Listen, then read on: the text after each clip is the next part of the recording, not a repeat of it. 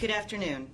Today we are announcing federal charges against two men, Antonio Bonner and Saul Elisme, for large-scale SNAP benefit trafficking, a scheme that turned a program designed to feed families into a multi-million-dollar criminal enterprise. SNAP benefits are also known as food stamps. The defendants are charged with one count of food stamp fraud. As alleged in the charging documents, these men abused one of the government's most critical safety net programs for their own financial gain. This is taxpayer money meant to keep people from going hungry. These defendants decided to take it for themselves. These defendants exchanged SNAP benefits for cash, which they pocketed. Bonner, a naturalized U.S. citizen from Haiti, owned the Jessuela Variety Store. Elisme, a lawful permanent resident also from Haiti, owned the Saul Mache Mixe store. These two businesses were co-located within a single storefront in Boston. To be certain, these were not supermarkets. They were not full-service groceries. It would be a huge stretch to even call them convenience stores. In fact, the only thing convenient about these stores was how easy it was to commit SNAP benefit fraud. To put this in perspective, the Jessuela Variety Store is less than 150 square feet in size, smaller than some bathrooms. The Saul Mache Mixe store was approximately 500 square feet in space. By contrast, a supermarket can be 20,000 to 60,000 square feet in size, have a dozen or more registers, and employ numerous employees. Both the Jessuela Variety and Saul Mache Mixe stores had one register, no carriages, no hand baskets, and very little food for sale. One legitimate supermarket in the same area as these stores redeems approximately $80,000 in SNAP benefits per month. Over the last 20 months, the Jessuela Variety Store was redeeming between 3 and 6 times that amount monthly, with nowhere near the space, inventory, customers, or infrastructure to support it. The Saul Mache Mixe store redeemed over $120,000 in SNAP benefits in the last 6 months. Simply put, there is no plausible way SNAP-eligible food could have been purchased from these stores for this long. Yet, these two stores are alleged to have illicitly trafficked nearly $7 million in SNAP benefits. The fraud was shocking and glaring. Investigators found that both stores had exceptionally large and highly anomalous SNAP redemption volumes, far beyond what is remotely possible for businesses of their size, type, and location. Since March of 2024, the Jessuela Variety Store had monthly SNAP redemptions that consistently exceeded $100,000. In the previous 20 months, the monthly SNAP redemptions were between $200,000 and $300,000 a month. In one of those months, the redemptions exceeded $500,000. Investigators' suspicions of fraudulent activity were confirmed on the ground. During the course of this investigation, undercover officers used EBT cards to traffic SNAP benefits for cash at both the Jessuela Variety Store and the Saul Mache Mixe store. The defendants themselves were working the cash registers, and both exchanged SNAP benefits for cash with the undercover officers. Observations made by the undercovers showed that it was just as easy for anyone with an EBT card to walk into either store and convert hundreds of dollars in SNAP benefits into cash, all tax-free. The defendants even sold liquor in exchange for SNAP benefits, an outright violation of federal law. And perhaps most disturbing, both stores sold donated food products known as Manipacks. These are meals manufactured by the nonprofit Feed My Starving Children, which are paid for entirely by charitable donations and are intended to be shipped directly to food-insecure children overseas, including children in Haiti. These products are not for sale anywhere. Yet Bonner and Elisme were selling them in their stores for nearly $10 a pack, profiting from food literally intended for starving children in disaster zones. The investigation also uncovered extensive financial manipulations. Because the stores had little legitimate inventory and almost no lawful income, the defendants relied almost entirely on USDA-funded SNAP redemptions. To conceal their fraud, they used numerous bank accounts to transfer the SNAP benefits around between the accounts they controlled to create the illusion of a legitimate business activity. They also funded certificates of deposits and hundreds of thousands of dollars in cash withdrawals to keep enough cash on hand to pay out their customers. What were missing from the financial records were the things you would expect in any real grocery store, such as charges for wholesale invoices or large purchases for food inventory. Instead, the accounts reflected round-trip transactions, cash movements, and internal transfers to launder the SNAP proceeds. This case exposes a serious breakdown in oversight. Bonner's greed and fraud had no limits. Despite redeeming millions in SNAP benefits through his store, Bonner fraudulently obtained his own EBT card. The court documents indicate that between 2022 and the present, he cashed himself out for over $10,000 in SNAP benefits.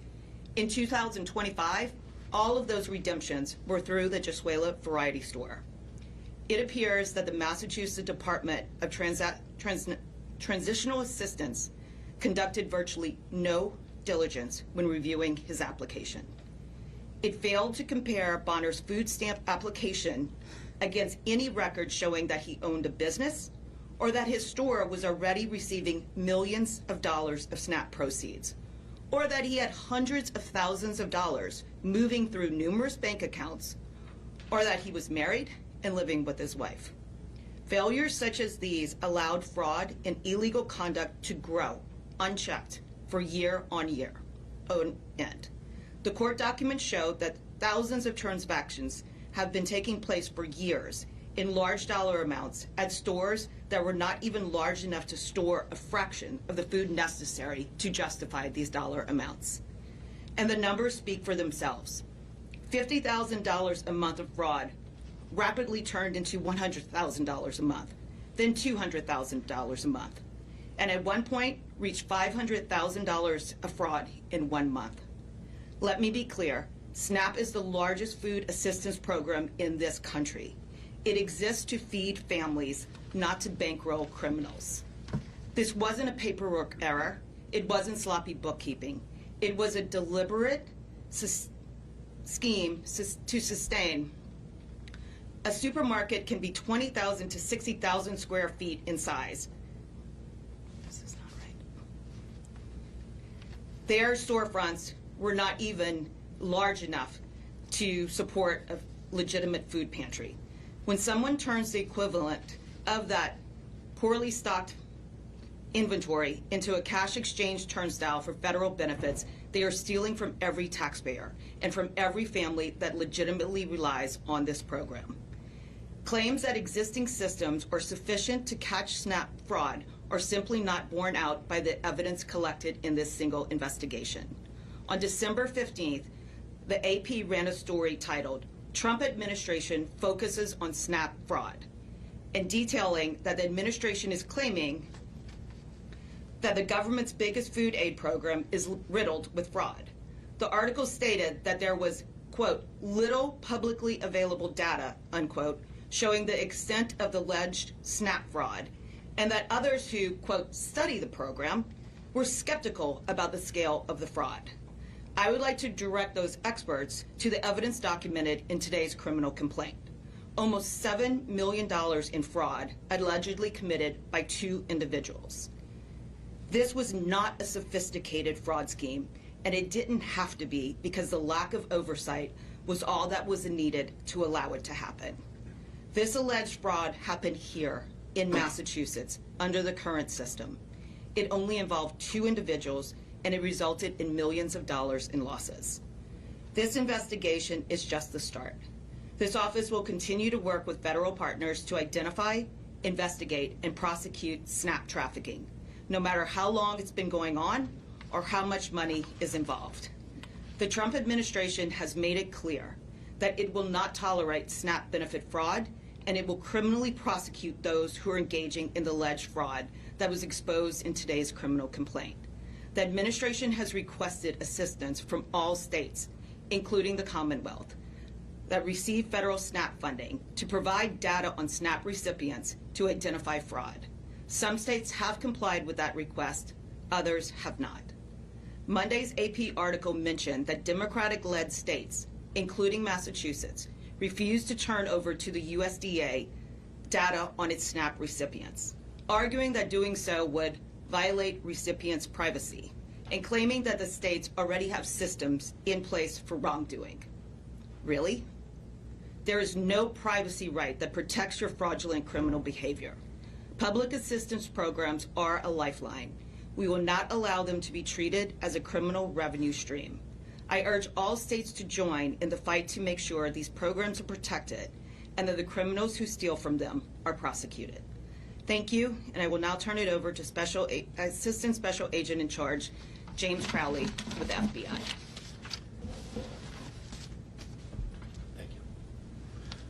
Thank you. Good afternoon, everyone. Again, Assistant Special Agent in Charge James Crowley with the FBI Boston office. Earlier today, FBI Boston assisted our partners at the USDA, Office of Inspector General, and the Boston Police in arresting 2 convenience store owners in Mattapan, which is in Boston, who are accused of using the stores as a front for a massive food fraud scam. These 2 men came into our country and allegedly defrauded a vital federal assistance program that millions of Americans rely on to feed their families out of millions of dollars. The photos located in today's complaint reveal that their businesses have very little inventory. In fact, they did not have sufficient inventory to support the number and value of the transactions that they were logging each day. In addition, the owner of Jazula Variety Store also fraudulently applied for SNAP benefits for himself back in 2022 and has been collecting these benefits ever since. The Supplemental Nutrition Assistance Program exists to help families put food on the table, not to line the pockets of criminals. When fraud on this scale occurs, it drains limited resources, undermines public confidence in a program that millions rely on every day, and it makes it harder for honest families and small business owners to get the help they need. Every dollar stolen, taken away from a child, a senior, or a working family who is struggling to make ends meet. It is also an affront to the legitimate business owners who play by the rules and serve the communities with integrity. Today's arrest should send a clear message: abusing public assistance programs for personal gain will not be tolerated. Protecting taxpayer dollars, safeguarding vital assistance programs is essential. I also want to thank the U.S. Attorney Leah Foley for her team in this case, as well as our partners with the USDA, Office of Inspector General, and the Boston Police, and also the FBI agents, analysts, and forensic accountants who all worked this investigation. As a result of their hard work, this alleged criminal operation was dismantled, its proceeds seized, and those responsible were brought to justice. Thank you.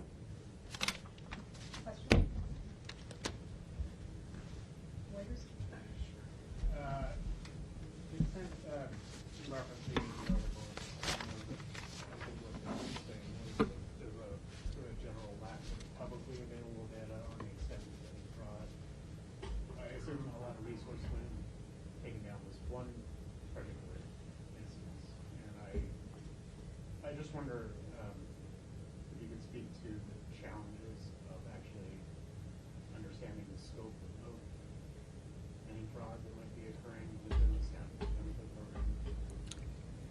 So based on the preliminary data that we have collected, we believe that the fraud is widespread. This was a very targeted investigation, and it is just getting started. We are planning to continue to investigate other stores and businesses where the anomalous volumes of EBT transactions that are happening on a daily and monthly basis is completely untethered from the realities of what those stores legitimately could ever possibly redeem in a month. But without the state's cooperation across the country, it is very difficult to present to you the data that shows fraudulent schemes like this. To what extent has the state of Massachusetts cooperated with this investigation, and how much fraud you estimate is potentially happening right now, like in the state below? This investigation was solely run by the federal, by the FBI, by the USDA, and there was assistance from the Boston Police Department.